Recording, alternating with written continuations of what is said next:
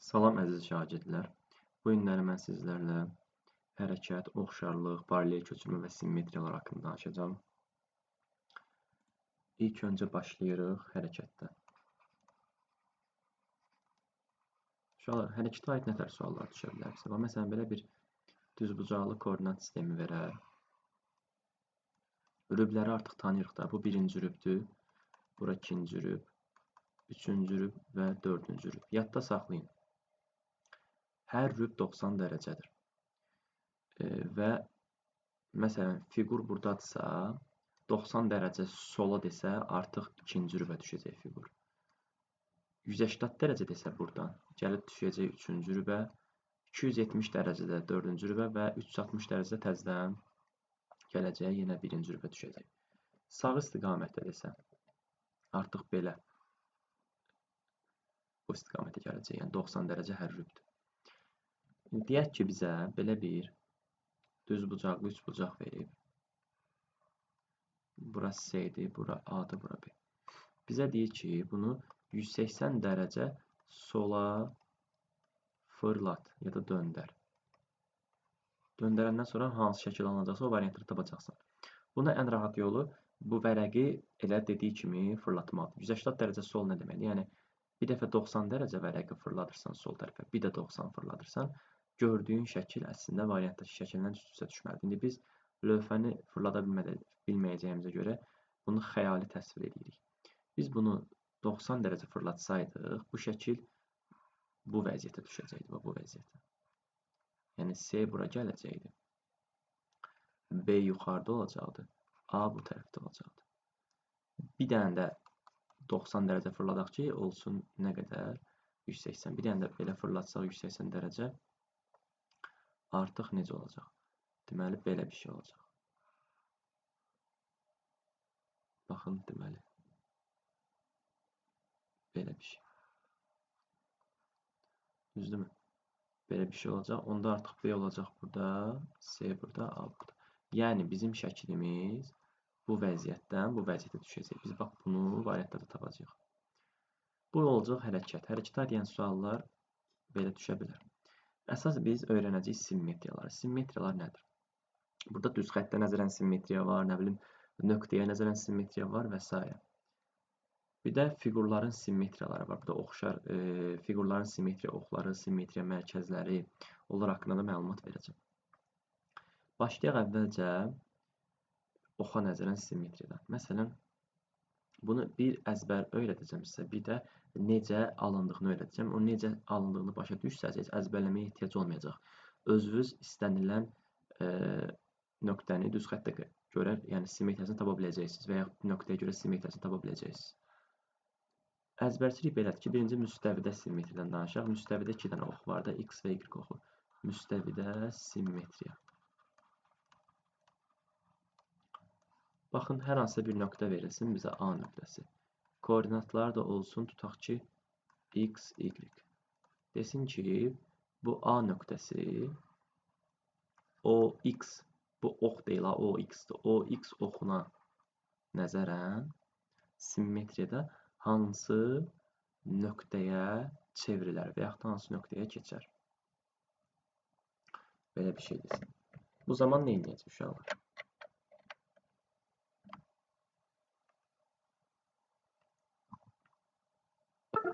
Dəqiqə.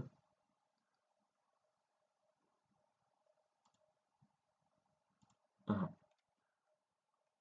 O X oxuna nəzərən, mən qısa yazıram, simmetriya olanda, baxın, adı deyilən oxun qiyməti dəyişmir. Burada X oxun adı çəkilib, yəni X dəyişmir. Yəni, bu hər hansı bir A ştrixə keçsə, olacaq deməli X və mənfi Y. Bax, buna keçər. Misal da göstərək, məsələn, tutaq ki, desin ki, A 4 ikinci nöqtəsi o X-a nəzərən hansı nöqtəyə çevrilər? Bu zaman X bizdə birincidir, həmişə Y ikinci. X dəyişməyəcək, Y əksinə işarəsini dəyişəcək. Yəni, müsbətsə mənfi olacaq, mənfidirsə müsbət olacaq. Eyni qayda ilə biz bunu, həmin nöqtəni Y oxuna, yəni o Y oxuna nəzərən, buna nəzərən simmetrik eləsək, olacaq bu Bu zaman y-in adı çəkilib deyənə y dəyişməyəcək. Yəni mənfi x y-ə çevriləcək. Bir də var koordinat başlanğıcına nəzərən simmetriya. Koordinat başlanğıcı bizdə O00 nöqtəsidir. Buna O00 deyirlər. Koordinat başlanğıcı da deyirlər. Bu koordinat başlanğıcına nəzərən simmetriyada hər iki nöqtənin koordinatı dəyişir. Yəni, məsələn, A4 mənfi 3 olur mənfi 4, 3. Bu da A' olsun. Yəni, hər iki nöqtənin koordinatı dəyişəcək. Bunları dəftərinizə qeyd edərsiniz. Sonra, dördüncü, deyək ki, verib A, X, Y nöqtəsi X bərabərdir, Y bərabərdir X-a nəzərən simmetriyada. Y bərabərdir X deyirsə, nə edirsiniz? X ilə Y-in yerini dəyişirsiniz. Olur, tutaq ki, A', Y X-a çevrilir. Məsələn, A5, 7, Y X-a nəzərən olacaq. A', 7, 5. Yəni, X və Y-in yeri dəyişir. 5-ci qayda, hər hansısa bir nöqtə Y bərabərdir, mənfi X-a nəzərən simmetrik olsa. Bu zaman həm yeri dəyişəcək, həm işarəsi. Onda belə olacaq. Məsələn, A5, 7, Y bərabərdir, mənfi X-a nəzərən olacaq. Deməli, A', mənfi 7, mənfi 5. 6-cı. Tutaq ki, yazıb ki, A, X, Y nöqtəsi X bərabərdir A düz xəttinə nəzərən. Düz xəttinə nəzərən simmetriyada hansı nöqtəyə çevrilir? Bu zaman nə edəcəksiniz? 2-ni vuracaqsınız A-ya, çıxacaqsınız X-i Y-ə dəyməyəcəksiniz. Məsələn, misal göstərək. A5, 3. Desin ki, X bərabərdir 4-ə nəzərən. Nə edəcək? 2-ni vuracaq 4-ə, çıxacaq X-in koordinatına, yəni 5-i Y-ə də dəyməyəcək. Yəni 8 çıx 5, yəni 3, 3-ə çevrilər. Bunların nə olduğunu başa salacağım birazdan. Sonra 7-ci belədir. A, X, Y, Y bərabərdir B düz xəttinə nəzərən. Düz xəttinə nəzərən simmetriyada necə olacaq? Bu zaman X-a dəyməyəcək. 2-ni vuracaq B-yə, çıxacaq Y. Buna çevirirlər. 8-ci A, X, Y bu dəfə C, A, B-yə nəzərən simmetrik olsun. Bu zaman necə olacaq? 2 vur A çıx X və 2 vur B çıx Y-ə çevriləcək. Bunları biləndən sonra artıq biz rahatçılıqla misalları işləyə biləcəyik. Məsələn, mənə deyir ki, tutaq ki, A4, 3 nöqtəsi tutaq ki,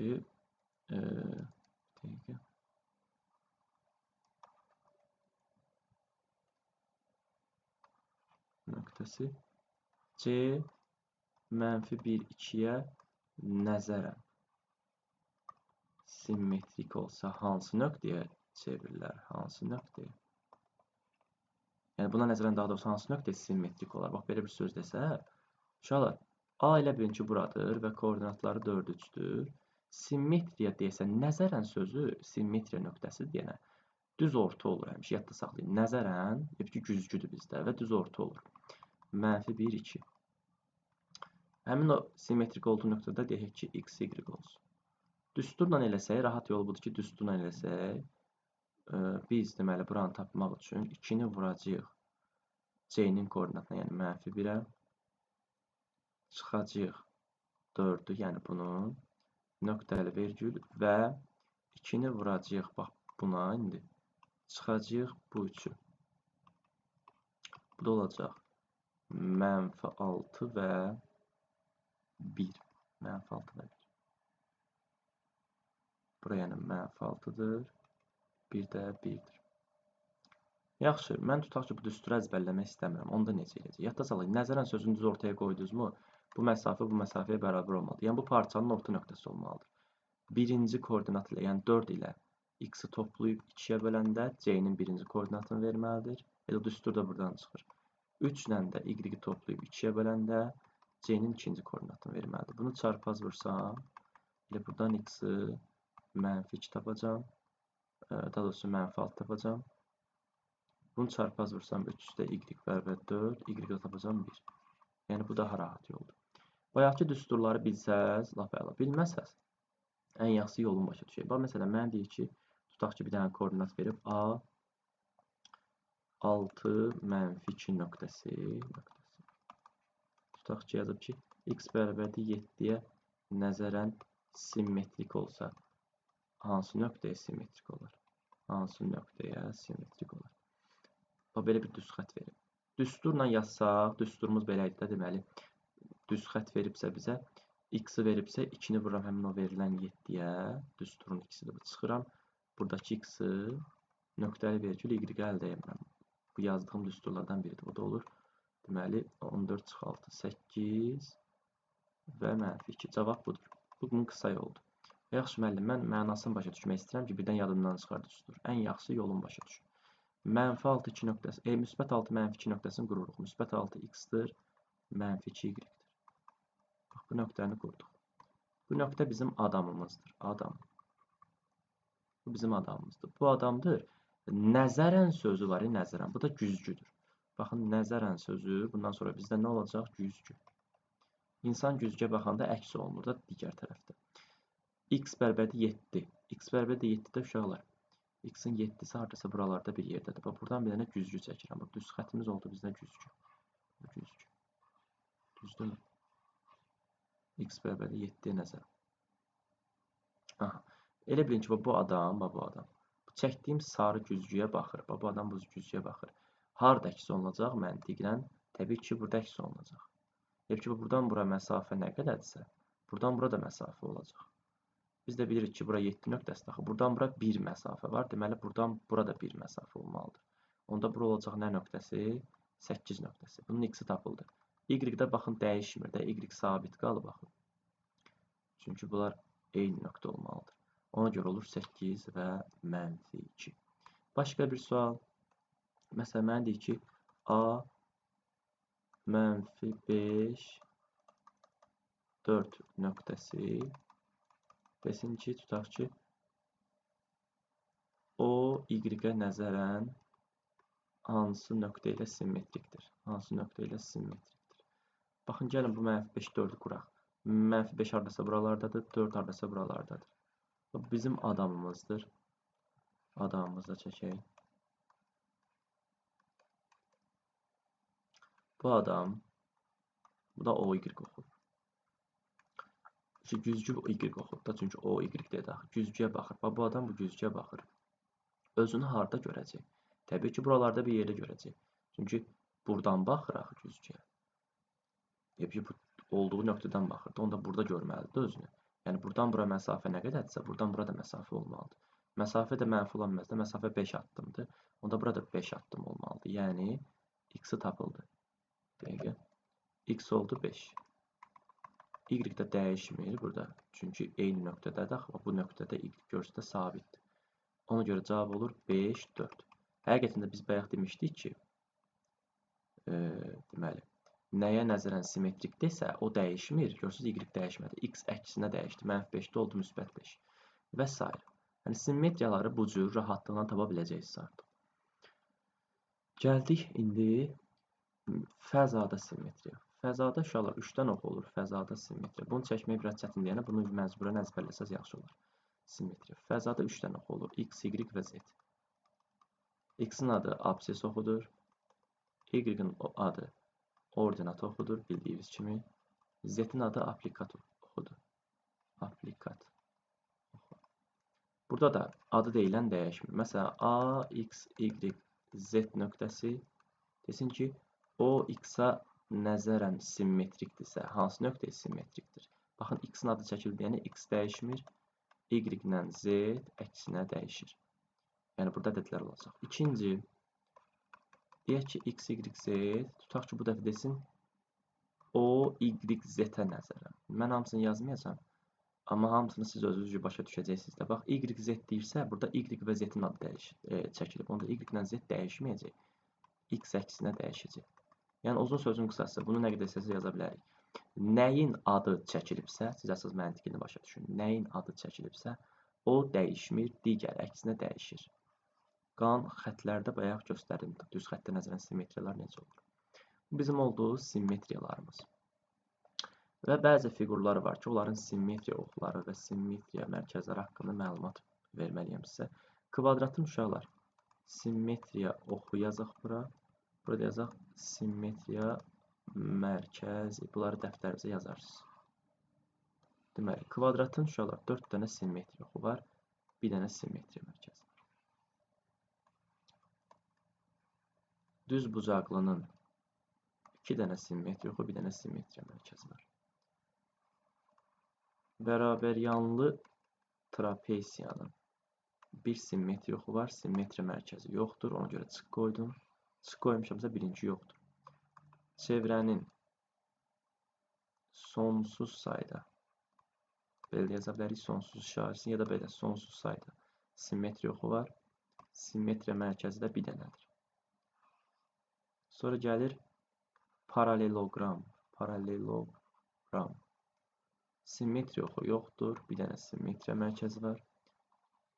Rombun 2 simmetriya oxu, bir simmetriya mərkəzi var. Deməli, başqa nə qaldı? Parçanın bir simmetriya oxu, bir simmetriya mərkəzi var. Sonra mən yuxarını silirəm. Deməli, şüanın nə simmetriya oxu var, nə simmetriya mərkəzi var. Sonra deməli, düz xəttin sonsuz sayda simmetriya oxu, sonsuz sayda simmetriya mərkəzi var. Sonra üçbucaqlara keçək. Bərabəryanlı üçbucağın simmetriya oxu 2 dənədir. Ya da doğrusu simmetriya oxu bərabəryanlı üçbucağın bir dənədir. Simmetriya mərkəzi yoxdur. Bərabər tərəfli üçbucağın isə 3 dənə simmetriya oxu var, simmetriya mərkəzi yoxdur. Baxın, bu fiqurları bilsəz, işinizə yarayacaq imtahanda. İndi isə keçirik nəyə? Paralel köçürməyə. Paralel köçürmə. Paralel köçürmə nədir?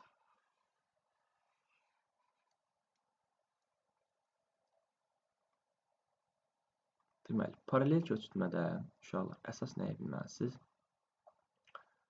Eyni qədər artım və ya azalma olur. Yəni, deyək ki, məsəl üçün, misal üzərində sizə baş salım bunu. Məsələn, deyək ki, bizə A4-2 nöqtəsi paralel köçürmə zamanı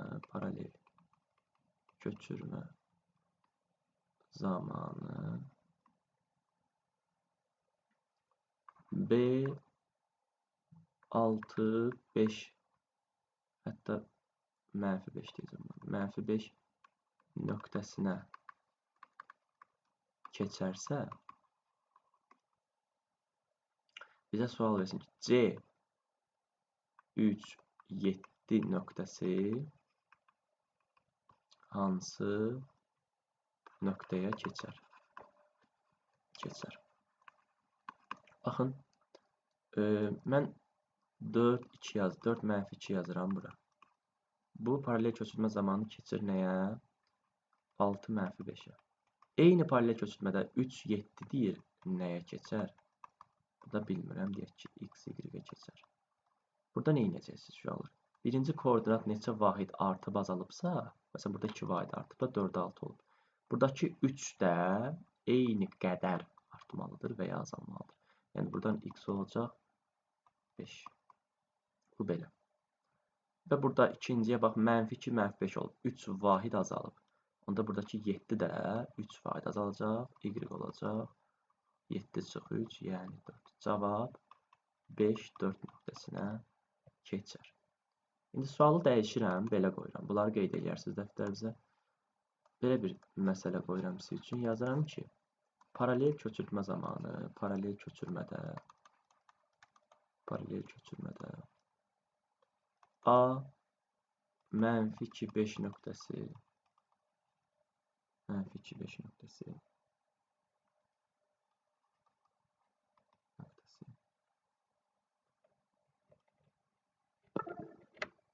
deyirəm ki, tutaq ki, B 3, 6 nöqtəsinə keçirsə, hansı nöqtə C 7, 2-yə keçər? Aha, burada baxın nə deyirəm. Deyirəm -2, 5 keçib olub 3, 6. Amma demirəm, C hansına keçər. Deyirəm, hansı nöqtə, yəni axtardığımız nöqtəni bilmirəm. Bu keçər 7, 2-yə. Burada tərsinədir. Burada buradan başlayıram. -2, 3 olubsa tərsinə 3 necə -2 idi? Əvvəlcə 5 vahid azdır da. Buradan da 5 çıxanda x olacaq 2. Burada da 6 əvvəlcə 5 olub. Neyinib əvvəlcə? 1 vahid az olub. Deməli, burada da 2, 1 vahid az olmalıdır. Yəni 1 olmalıdır. Yəni cavab 2 və 1. Yəni tərsinə gedirik. Bir də belə bir suallar ola bilər paralel köçürmədə. Belə bir paralel köçürmə verər bizə. Yazar ki, paralel köçürmədə belə bir düstur verər. X ştrix bərabərdir. X üstə gələk. Tutaq ki, 4, y ştrix bərabərdir. Y çıx 1. Digər belə bir paralel köçürmə verilib. Deyir, A 5 -1 bu paralel köçürtmədə hansı nöqtəyə keçər? Bu zaman nə edirsiniz? Birincini x-a, ikincini y-ə qoyursunuz. Olur x ştrix bərabərdir. 5 üstə gəl 4. 5 elib ki, bura qoyursunuz. -1-i bura. 5 üstə gəl 4. O da edir 9. Y ştrix olur. -1 çıx 1, yəni -2. Birinci x ştrix yazılır. İkinci y ştrix. Cavab 9 -2-yə keçər. Paralel köçürtmə haqqında deyəcəklərim bunlardır. Görün, başqa nəsə qalmadı burada. Baxın, mən dediyim məlumatlarla bu bölməni rahatlıqla hamısını yaza bilərsiniz. Axıra kimi. Yəni, burada 58 dənə tapşırığı yaza bilərsiniz. İndi keçirik oxşarlıq çevrilmələri, oxşar fiqurlara, üçbucaqların və yaxud da digər fiqurların oxşarlığına keçirik. Deməli, yazıram oxşarlıq. Uşaqlar, oxşarlıq tək fiqurlara yox, həyatda hər şeyə aid ola bilər. Məsələn, insanlara, heyvanlara, əşyalara bir-birinə oxşaya bilər də hər bir şey. Məsələn, insan insana oxşaya bilər. Sadəcə boydan fərqlənər və yaxud da üz cizgilərindən və yaxud da yaşından, nə bilim, çəkisindən fərqlənə bilər və yaxud da heç fərqlənmə bilər, tam oxşar ola bilər, əks tayd ola bilər. Fiqurlar da belədir. Deyək ki, bir dənə üçbucaq var burada. Hər hansı bir A, B, C üçbucaqdır. Buna bir dənə oxşar, böyük bir üçbucaq çəkirəm. A1, B1, C1. Deyək ki, bu üçbucaqlar oxşardır. Bu oxşarlıq işarəsidir. Bu fiqurların oxşar olduğunu necə bilə bilərəm? Ya bunların tərəflərinin nisbəti bərabər olmalıdır. Ya da əlamətlər var da bizdə. Məsələn, BTB əlaməti, TBT, TTT, yəni tərəf, bucaq, bucaq, yəni hər hansı iki tərəf arasında qalan bucaq bərabər ola bilər və yaxud da üç tərəf bərabər ola bilər və s. İndi biz deyək ki, tərəflərin nisbəti ilə baxırıq. Məsələn, bu tərəf tutaq ki 6-dır, bu tərəf 12-dir, məsələn deyirəm də, bura 7-dir, bura 14-dür, məsələn, burada 8-dir, tutaq ki, burada 16-dır. Baxırsınız, bu tərəflər 2 dəfə artır, yəni eyni dəfə artıb azalır. Əgər tərəflər eyni dəfə artıb azalırsa, onda bu fiqurlar oxşar fiqurlar sayıla bilər. Burada onda oxşarlıq əmsalı 2-dir, yəni fiqur böyüyür, görürsünüz 2 dəfə böyüyüb tərəflər. Yəni, burada tərəflər nisbəti 2-yə bərabərdir. Böyük fiqurun tərəfini kiçik fiqurun tərəfinə böləndə 2 edir. Məsələn, biri 2 dəfə artıb, o birisi tərəf 3 dəfə artısa, artıq bunlar oxşar fiqurlar deyil. Üçbucaq burada ABC oxşardır. Üçbucaq A1, B1, C1. Elə ki, balaca fiqur böyük fiqurun, daha doğrusu böyük fiqur balaca fiqurun lupa ilə baxılmış versiyasıdır. Tərəflər eyni dəfə artıb. Oxşarlıq əmsalı K-dan işarə olunur. K bizdə oxşarlıq əmsalıdır. Əgər K birdən böyük olarsa, yəni məsələdə birdən böyük verilibsə, onda iki fiqur böyüməyə doğru gedir. Yəni fiqur böyüyüb, onda fiqur böyüyür. Əgər K 1-ə bərabərdirsə, onda fiqur olduğu kimi qalır.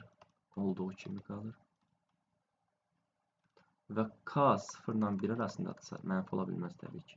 Kəsir olarsa, məsələn 2-də 1, 3-də 1, 4-də 3. Onda fiqur kiçilir. Gəlin bir nümunə yazaq sizin üçün. Məsələn, bizə deyir ki, məsələdə oxşarlıq əmsalı 2-də 1 olan çevrilmədə kiçik fiqurun perimetri 12 olarsa, böyük fiqurun perimetrini tap. Aha. Biz bilirik ki, oxşarlıq əmsalı 2-də 1-dirsə, deməli fiqur kiçilib. Yəni böyük fiqur birinci olub, Deyək ki, üçbucaq olub. İkinci fiqurumuz kiçik fiqur olub ki, K 2-də 1 olub. Bizə deyir ki, kiçik fiqurun perimetri 12-dir. Bura 12-dir. Buranı bizdən soruşur. 2-də 1 olduğuna görə biz yuxarıda görürsünüz 1-də aşağıda 2-dir. Deməli, yuxarıda nisbəti böləndə böyük fiquru aşağıda yazmalıyıq. Çünki cavab kəsirdir. Yəni, surət məxrəcdən kiçikdir. Onda biz 12-ni x-a bölüb bərabər eləyəcəyik oxşarlıq əmsalını. Bunu birazdan ətraflı izah edəcəm. Çarpaz vuracam.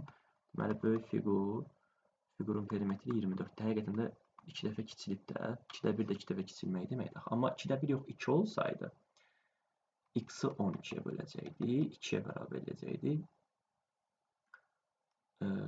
Onda cavabı tapacaq. Yəni, oxşarlıq əmsalı 2 olsaydı, kiçik fiqurun perimetri 12 olanda, böyük fiqurun perimetri nə olacaqdı? Yenə də 24 olacaq. Sadəcə nisbətləri düz yazmaq lazımdır. Elə ki, 2-də 1 olanda birinci kiçik fiquru böyük fiqura bölürsən. Amma 2 olanda böyük fiquru kiçik fiqura bölürsən. Bunu demək istəyirəm. Bu belə. İndi bizdə oxşarlıq nisbətləri var. Bizdə məsələn 2 dənə oxşar fiqurun deyək ki, A1 bölü A2 tərəflər nisbəti, nə bilim perimetrlər nisbəti, bunların mənalarını yazacağım. Hündürlüklər nisbəti, sonra medianlarının nisbəti, təm bölənlərinin nisbəti, xaricinə çəkilən çevrələrin radiusları nisbəti, daxilinə çəkilən çevrələrin radiusları nisbəti, çevrələrinin uzunluqları nisbəti. Başqa nə qaldı? Aha, bax, bunlar hamısı oxşarlıq əmsalına bərabərdir, K-ya. Amma sahələr nisbəti oxşarlıq əmsalının kvadratına bərabərdir. Həcmlər nisbəti oxşarlıq əmsalının kubuna bərabərdir. A burada fiqurun tərəfidir. Qeyd edərsiniz. P perimetrdir. İki oxşar fiqurun perimetri. H, təbii ki, H1 birinci fiqur, H2 ikinci fiqurdur. Onu deməyə ehtiyac yoxdur. H hündürlükdür. M mediandır. L təm böləndir. R fiqurun xaricinə çəkilən çevrənin radiusudur. Kiçik R fiqurun daxilinə çəkilən, mən deyirəm, siz sözlə yazarsınız, mən qısa yazıram. Daxilinə çəkilən çevrənin radiusudur. C fiqurun çevrəsinin radiusudur. K oxşarlıq əmsalıdır. Bayaq da dedim, oxşarlıq əmsalıdır. S fiqurun sahəsidir. V fiqurun həcmidir. Buna aid necə məsələlər düşə bilər? Məsələn, bizə deyər ki, iki oxşar fiqurun, iki dənə oxşar fiqurun sahələr nisbəti 4/9'dur. Onların perimetrlər nisbətini tap. Biz bilirik ki, sahə nisbəti k kvadratdır. Yəni, bu nəyinsə kvadratıdır. Bu nəyin kvadratıdır? 2 ilə 3'ün 2/3. Perimetrlər 2/3. Çünki perimetrdə kvadrat yox idi, amma sahədə var idi. Yəni, bu 4 və 9 k kvadratdır. Hər tərəfdən kök alsaq, k olacaq 2/3. Biz də bilirik ki, perimetrlər nisbəti elə k-ya bərabərdir. Bir dənə sahədə kvadratı yüksəltmə var deyənə, sahəni veribsə kökə salırıq. Sahəni soruşursa kvadratı yüksəldirik. O, məsələn, tərsinə verə bilər, məsələn. Deyər ki, bizə iki fiqurun medianlar nisbəti 3/7'dir. Onların sahələr nisbətini tap. Yəni, sahədə kvadratı yüksəldirik, olacaq 9/49. Bunları kvadratı yüksəldəcək bu dəfə. Amma desək ki, məsəl üçün, tənbələnlər nisbəti 1/2'dir. Tutaq ki, nə bilim, medianlar nisbətini tap. Biz bilirik ki, bir dənə sahə ilə həcmdən başqa hamısının nisbəti bir-birinə bərabərdir. Elə bu 1/2-dirsə, bu da 1/2 olacaq, bayaqçı qaydaya görə. Yəni, bir dənə sahə ilə həcmdən başqa bütün nisbətlər bir-birinə bərabərdir. Həcmlər nisbəti desə, bax, bunları kuba qaldıracam. Olacaq 1-in kubu böl 2-nin kubu, yəni 1/8. Yəqin ki, aydındır. Bax, belə suallar olur. Məsələn, deyir ki, iki oxşar fiqurun birinin sahəsi tutaq ki 4'dür. İkincinin sahəsini bilmirik, tutaq ki nədir. Deyir ki, onların tərəflərinin biri 2'dir, o birisinin tərəfi 8'dir. Yəni, bunu necə quracaq? A1/A2 bərabərdir S1/S2 yazacaq, amma sahədə kvarta qaldırılımıza görə tərəf olan hissəni kvarta qaldıracaq uşaqlar. Çox uşaq götürür sahəni kvarta qaldırır. Sahə zaten böyükdür. Amma sahə olmasa eləcə nisbət qurub yazacaq. 2/8'in kvadratı bərabərdir 4/S2. Olacaq 4/64 bərabər 4/S2. Çarpaz vursaq S2 olacaq 64. Bu da belə. İndi isə bəzi oxşarlığa aid şəkillər çəkəcəm. Bəzi oxşar fiqurların şəkli. Yəni, bu şəkilləri bilsəz, məsələləri rahatçılıqla yaza biləcəksiniz. Birinci növdə bizə belə bir şəkil düşə bilər. Belə bir üçbucaqdır. Ümumiyyətlə, üçbucaqda paralelliyi varsa, burada oxşarlıq var böyük ehtimal ki. Deyək ki, bu paralel bir xəttdir. Orta xətt deyil, hər hansı bir paralel xətt. Oturacağı paralel çəkil. Deyək ki, KF olsun. Baxın, KF-in AC-yə paralel olduğunu bizə deyir bu şəkildə. Paralellik varsa oxşarlıq var. Baxın, uyğun bucaqlara görə A bucağı bu bucağa oxşardır. İkisinə də alfa dedim. Bu bucaq da bu bucağa oxşardır. Buna da beta deyirəm. Bu təpə bucağı var, AB bucağı. Bu həm balaca KBF-in bucağıdır, həm ABC-nin. Buna da bir qamma deyirəm. İndi oxşarlıq qururam. Balaca üç bucaq var, KBF oxşardır.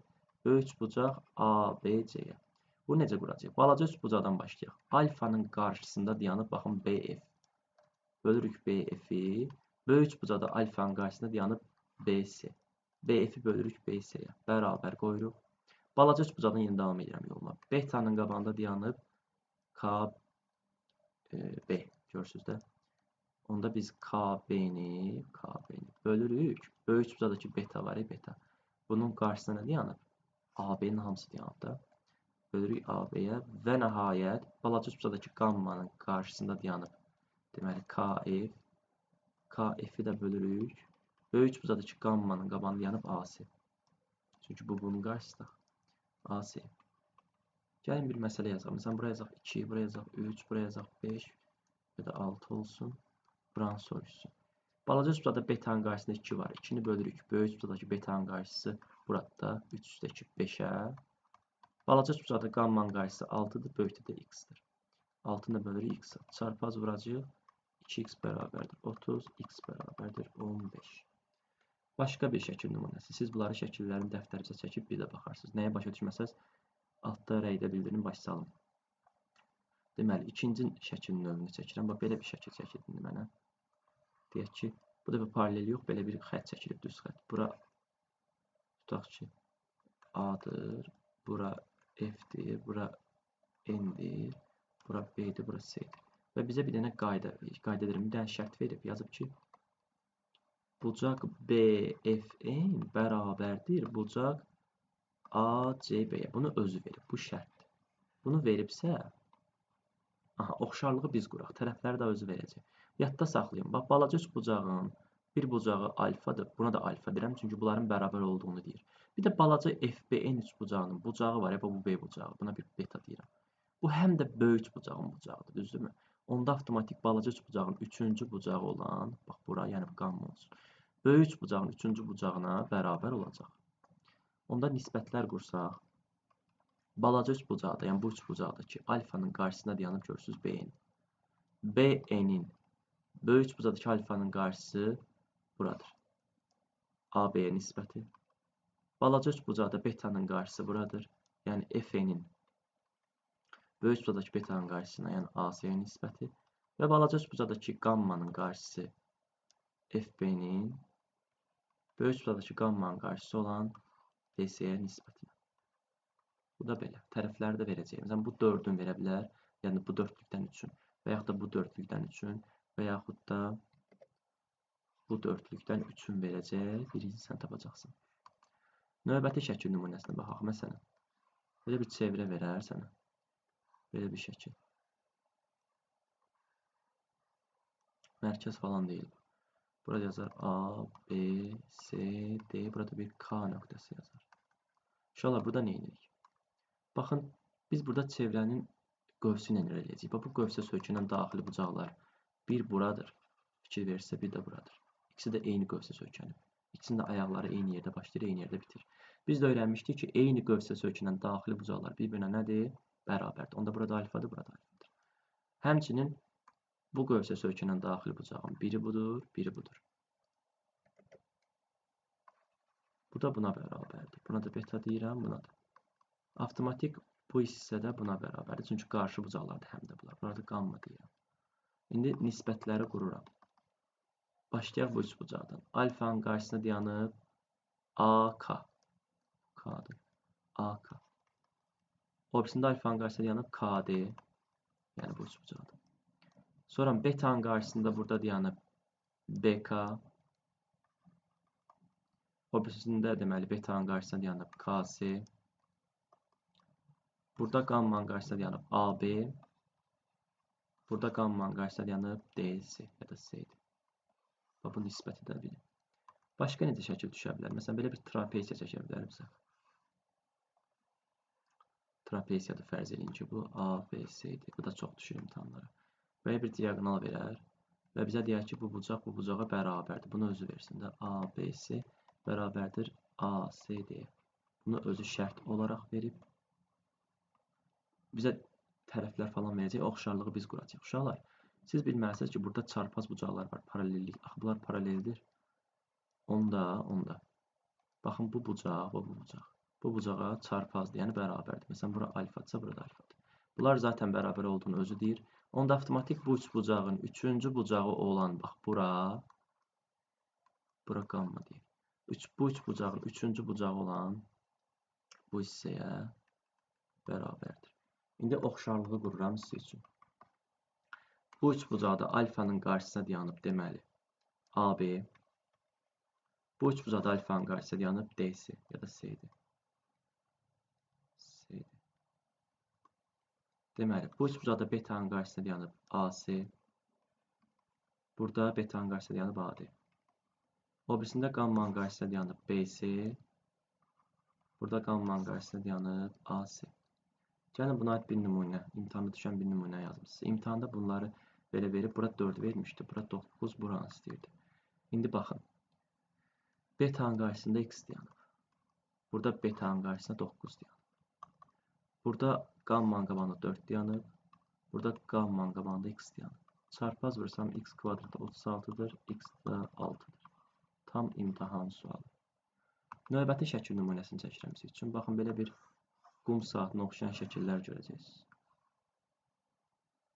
Təbii ki, burada paralellik olmalıdır ki, oxşarlıqdan söhbət geçsin. Sən desin ki, BC paraleldir AD-yə. Bunu özü deyəcək. Bu bizim şərtimizdir. İndi burada necə oxşarlıq qururuq? Uşaqlar, paralellik varsa çarpaz bucaqlar var. Bu bucaq bu bucağa bərabərdir. Bu bucaq da bu bucağa. Bura alfa deyirəm. Bura beta, bura beta. Bunlar da zaten qarşı bucaqlardır, bərabərdir. İndi oxşarlıq qururam. Təbii ki, burada 3 bucaq BOC oxşardır. 3 bucaq deməli DOA-ya. İndi baxın, balaca BOC 3 bucağında alfanın qarşısında OC dayanıb, o birisində alfanın qarşısında AO dayanıb. BOC 3 bucağında betanın qabağında BO dayanıb. AOD 3 bucağında betanın qabağında OD dayanıb. Və nəhayət, balaca 3 bucaq BOC-də qammanın qabağında BC dayanıb tərəf olaraq. Böyük bucaqda qammanın qabağında AD. Bunları da özü sənə verəcək. Başqa necə ola bilər şəkil? Baxın, belə ola bilər. Belə bir 3 bucaq verər. ABC 3 bucaq. Amma bu düz bucaqlı 3 bucaq olsun da, bu təpə bucağına 90 dərəcə olsun. Burada bir xətt çəkirəm, burada 90 dərəcə olsun. Burada necə oxşarlıq quracağıq? Burada mən iddia edirəm ki, 3 bucaq AND 3 bucağı oxşardır. 3 bucaq, deməli, ACB 3 bucağına. Həqiqətən də elədir. Baxın uşaqlar. Bu 3 bucağın bir bucağı 90 dərəcə düzdür. Burada da bir bucaq 90 dərəcədir. Bu bucaq hər iki 3 bucağın bucağıdır. Yəni, bura bir alfa desəm, həm bunun 3 bucağıdır, həm də bunun bucağıdır. Onda avtomatik bunun 3-cü bucağı olan beta, bu 3 bucağında 3-cü bucağı olan bu betaya bərabərdir. Onda mən, deməli, balaca 3 bucaq AND-də olan alfanın qarşısını, ND-ni bölürəm böyükdəki alfanın qarşısı olan BC-yə. Sonra balaca 3 bucaqda betanın qarşısı AD-ni bölürəm böyük 3 bucaqdakı betanın qarşısı olan AB-yə. Baxın, betanın qarşısı burada, burada. Sonra nə edirik? Sonra balaca 3 bucaqda olan 90-ın qarşısı AN-də bölürəm böyük 3 bucaqdakı 90-ın qarşısı olan AC-yə. Bu da bizə çox lazımdır. Adi, uşaqlar, Evklid düsturunun sadə bir isbatında biz oxşarlıqla verə bilərik. Baxın, isbat edeyim sizə üçün. Düzbucaqlı üçbucaqda hər hansısa bir təpədən hündürlük endirilərsə oturacaqlar. Biz demişdik ki, bu proyeksiyalara x, y demişdik və demişdik ki, Evklid düsturuna görə, Evklid düsturu teoreminə görə h kvadrat x, y-dir. Niyə? Çünki burada, baxın, mən məsələn buna alfa deyirəm. Bura 90-dır. Bura olur, tutaq ki, 90 çıx alfadır. Niyə görə? Çünki 3 bucağın daxili bucaqların cəmi 180-də axı. Alfaçı 90 çıx alfa yazım ki, 90, bu da 90, 180 eləsin. Burada cəmi 90 deyənə görə burada alfa yazım ki, toplayanda 90 eləsin. Burada 90-ca, deməli, burada 90 çıx alfadır. İndi baxın, isbat edəyək. Balaca 3 bucaqda alfanın qabağı, bu sol tərəfdəki 3 bucaqda alfanın qabağı h-dır, h-ı bölürəm. Bu birisi 3 bucaqda alfanın qabağı y-dir. Bu 3 bucaqda 90 çıx alfanın qarşısı x-dir. Burada 90 çıx alfanın qarşısı h-dır. Və bunları çarpaz vursam, h kvadrat bərabərdir x, y. İsbat olundu. Yəni, bu da əslində oxşarlıqdan çıxır. Sonra, belə bir fiqur çəkirəm sizin üçün. Bu da çox düşür imtihana. Belə bir şəkil çəkirəm. Bura 90 dərəcədir. 90 dərəcəsi təbii ki, paralel, daha yazmağa ehtiyac yoxdur. Bura C-dir, bura A-dır, bura O-dur, bura B-dir, bura D-dir. Uşaqlar, bu bucaq bunun qarşısıdır. Bunlar bərabərdir bir-birinə 100%. Bunlar da 90-sa, deməli 2 bucaq bərabərsə, avtomatik 3-cü bucaqlar da bir-birinə bərabər olmalıdır. 100%. Bunda burada betadır. Onda biz bu 3 bucaq ilə bu 3 bucağın oxşar olduğunu isbat elədik. İndi biz bunların nisbətini yazaq. Bu 3 bucaqda alfanın qarşısı AC-dir. Bu birisində alfanın qarşısı BD-dir. Sonra birinci yuxarıdakı 3 bucaqda betanın qarşısı OC-dir. Aşağıdakı 3 bucaqda betanın qarşısı OB-dir. Və nəhayət yuxarıdakı 3 bucaqda 90-ın qarşısı AO-dur. Aşağıdakında 90-ın qarşısı DO-dur. Bu da bizim bir nisbətimiz olsun. Belə. Və s. Yəni, çox deyə şəkillər əslində. İndi bacardığım qədər yazdım. Görüm nə qaldı başqa demədiyim. Məsələn, baxın. Belə bir şəkildə də bax. Qoy bunu da göstərim sizə. Məsələn, bax. Bununla bu oxşardır. Hardan bilirəm? Onu da sizə göstərim. Hardan bildim bunlar oxşardır. Baxın, paralel dağ paralelogramın tərəfləri. Çarpaz bucaqdır. Bura alfadır, burada alfadır. Bunlar zaten qarşılardır. Qarşı bucaqlar bərabərdir. Burada qammadır, burada qammadır. Çünki bunlar çarpazdır. Onda yenə burada nisbətlər qura bilərik. Alfanın qarşısına bölərik. Nə bilim, betanın qarşısına, qammanın qarşısına bölüb tapa bilərik. Əslində onlar da oxşarlıqdır. Bir də orta xətt suallarında deyək ki, indi burada bu şəkildə orta xətt deyil də. Deyək ki, üçbucaqda orta xətt çəkilibsə, sahə S-in 3S-ə bölünür. Çünki burada 3 dənə bərabər sahəli üçbucaq yaranır. Belə. Başqa da deyəcəyim çox şey qalmadı. Bir dənə burada maraqlı bir sual var, onu da yazmaq istəyirəm sizə üçün. Birinci qrupların imtahanına düşmüşdü. Görüm tapa biləcəm. Bir də bu şəkili deyim sizə. Baxın, bu şəkildə bunu qeyd edərsiniz dəftərinizə. Paralellik var da, bunlar paraleldir. Yadda saxlayın, bu da oxşarlıqdan çıxır əslində. Bura deyək ki, x-dir. Ya da bura a olsun. Bu tərəf, bura b tərəf olsun, bura x. Yadda saxlayın, 1 böl a, üstə gəl 1 böl b, bərabərdir 1 böl x-a. Bu nisbəti yadda saxlayın. Bu nisbətlə çox rahatlıqla bu sualı yaza bilərsiniz. Bilməsəz də oxşarlıqla da izah etmək olar. Başqa nə qaldı? Bir dənə də belə bir sual var burada. Görüm tapa biləcəm o sual. Çevrəyə aiddir.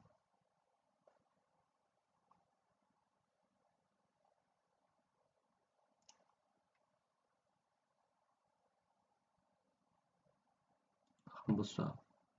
Bu 20-ci sual istəyirəm sizə üçün yazım. Bu 20-ci sual. Onu istəyirəm burada həll edeyim, yekunlaşdıraq videonu. Deməli, bir dənə çevrə çəkilib. Fikir verirsinizsə, bir dənə çevrə çəkək.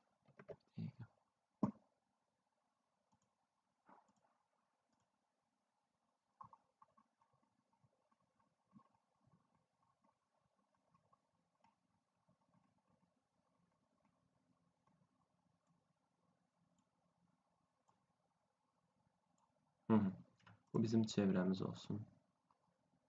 Və burada verilənləri yazıram.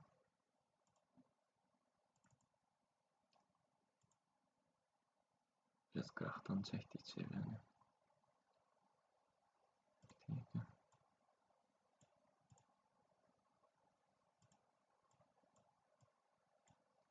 Buradan çəkin. Aha, bu bizim çevrəmiz olsun.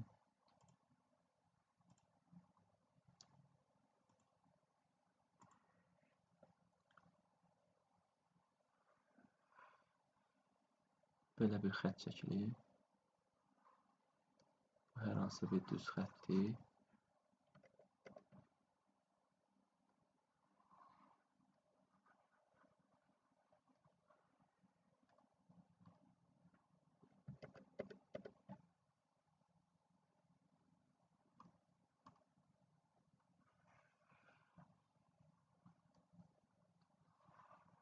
Mərkəz buralardadır. Yəni o mərkəzdən keçmirdə diametr deyil.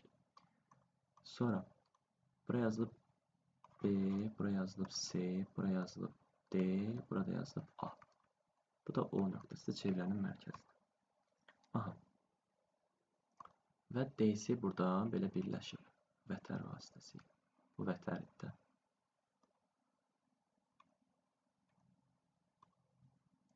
Verilənləri yazıram. Yazıb BD 6-dır. 6-dır. DC 11-dir. Və AC 22-dir. Bizdən istəyir AD-ni tapmağımızı. Burada çox uşaq bacarmır oxşarlıq qurmağı. Burada görsəz heç bir bucaq falan yoxdur. Birinci növbədə mən burada 2 dənə üçbucağın oxşar olduğunu sübut eləməliyəm. Mən elə bilirəm ki, BAC üçbucağı ilə BDC oxşardır. Hardan biləcəm? Baxın, bu B bucağı həm bu üçbucağın bucağıdır, həm böyük bucağın bucağıdır. Onda mən bura alfa desəm, hər ikisinin alfasını yazmış olurum. Əsas məqsəd ikinci bucağı tapmaqdır. İkinci bucağı nətər tapacaq? Baxın, mən belə bir qayda keçmişdim. Toxunan və vətər arasında qalan bucaq söykənli qövsün dərəcə ölçüsünün yarısıdır. Mən də görürəm ki, bu vətərdir, bu da toxunandır. Onlar arasında qalan bucağımızda bu bucaqdır, bu bucaq. Bu bucaq, bu qövsə sökəlməyib, onda bu qövsün yarısıdır. Yəni deyək ki, qövs 2 alfadırsa, ya da 2 betadırsa, bu qövs 2 betadırsa, bura olacaq beta. Sonra fikir verirəm ki, bu daxili bucaq var ha, o da bax bura söykənib. Onda o da onun yarısıydı da. Onda o da betadır. Hə, onda başa düşdüm ki, bu bucaq ilə bu bucaq bir-birinə nəymiş? Bərabərmiş. Necə bunu silə bilərəm burada. Avtomatik üçüncü bucaq da, o jasantda, üç bucağın üçüncü bucağı olan bu hissə, balaca üç bucaq da qammadır. Böyük bucağın üçüncü bucağı bax bura sayılır da. Çünki iki bucağı məlumdur da. Buna nədir? Bərabərdir. İndi gəlin oxşarlığı quraq. Balaca üç bucaqdan başlayaq. Balaca üç bucaqda alfanın qarşısı DC-dir. Böyük üç bucaqda alfanın qarşısı AC-dir. Balaca üç bucaqda betanın qarşısı BD-dir. Böyük üç bucaqda betanın qarşısı BC-dir. Balaca üç bucaqda qammanın qarşısı BC-dir. Bir dəqiqə. Balaca üç bucaqda qammanın qarşısı deməli BC-dir. Böyük üç bucaqda qammanın qarşısı bunun hamısı, yəni AB-dir. AB-dir. Baxın belə. İndi gəlin yerinə qoyaq. DC-yə 11 qoyuram. AC-yə 22 qoyuram. BD-ni bilmirəm. BC-ni BD-ni bilirəm daha doğrusu. BD 6-dır. BC-ni bilmirəm. Bərabərdir BC böl AB. İndi nə edəcək uşaqlar? Birinci bunları ixtisar aparacağım 2-də 1. 2-də 1. Bunu bax belə çarpaz vuracağam. Olacaq BC bərabərdir 12. Düzdürmü? BC 12-dir. İndi bu hissəni çarpaz vuracağam. Yazıram 6 böl BC-ni 12 tapdıq. 12 böl AB. Çarpaz vursam, ixtisar aparım birinci. AB olur nə? 24. Deməli, AB 24-dür. BD də 6-dır. Bizdən də istəyir AD-ni. 24-dən də 6 çıxıram ki, buranı tapım da. O da edir 18. Çox maraqlı, çox əla sual.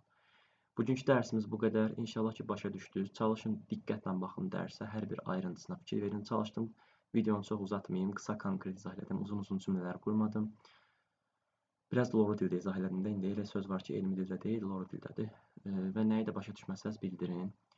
Videonu bəyənib kanala abunə olsanız sevinərəm ki, videolarımız daha çox insanın qarşısına çıxsın və daha çox insana faydamız dəysin, daha çox şagirdə faydamız dəysin. Çox sağ olun. İnşallah hamı imtahanda yüksək nəticəni qazanar. Sağ olun.